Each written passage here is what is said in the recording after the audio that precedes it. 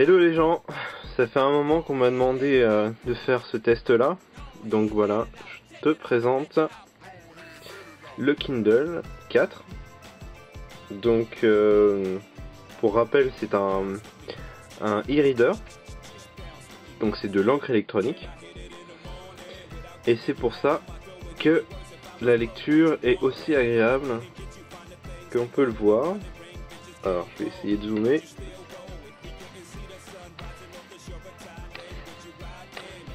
Bon, c'est pas la peine, je pas un bon zoom, mais peut-être que tu arriveras à le lire d'ici. En fait, l'encre électronique a la particularité d'être vraiment très agréable à lire.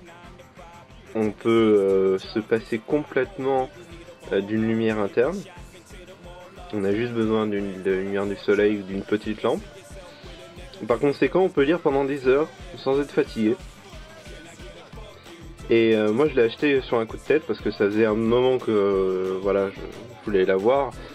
Je m'intéressais à la lecture de plus en plus, je voulais me remettre à lire plus souvent.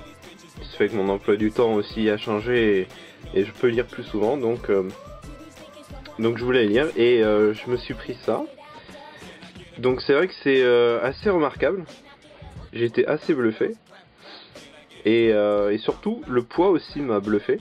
Parce qu'il pèse que, allez, 180 grammes je crois. Donc c'est vraiment très agréable, très léger. Et puis c'est la possibilité de mettre autant de bouquins qui m'a tout de suite séduit. On peut mettre jusqu'à 1500 bouquins, donc c'est assez conséquent. Il y a plein de petits avantages qui font que c'est devenu indispensable pour moi. Maintenant j'aurais du mal à retourner sur du vrai papier.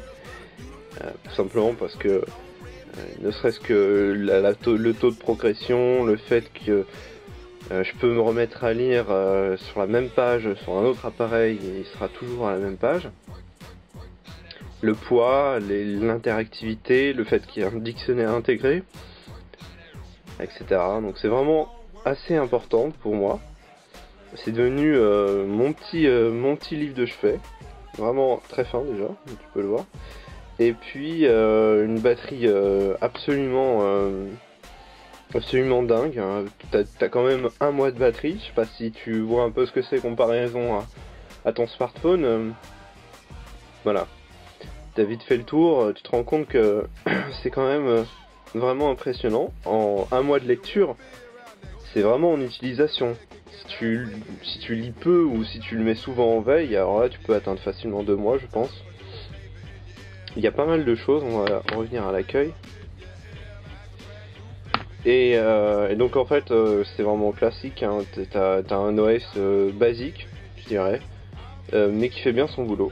On lui demande juste de lire, c'est ce qui fait le mieux. Il y a pas mal de petites fonctions, bon évidemment les classiques, les dossiers, hein. C'est assez normal. Il y a un navigateur web intégré si tu as envie de surfer avec. Je te le conseille pas, c'est vraiment pas fait pour. C'est vrai que sur la vidéo on peut peut-être croire qu'il y a des reflets sur l'écran, mais c'est pas du tout le cas en fait.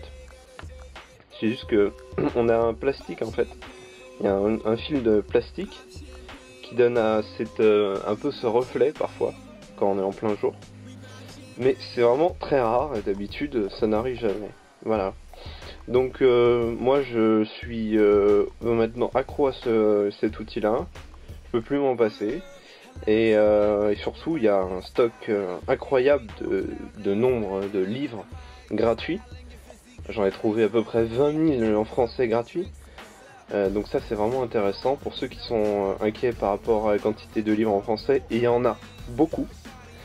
Et bon évidemment tu trouves pas tout, mais il y a des bons trucs. Et voilà. Donc voilà, c'était tout et à bientôt.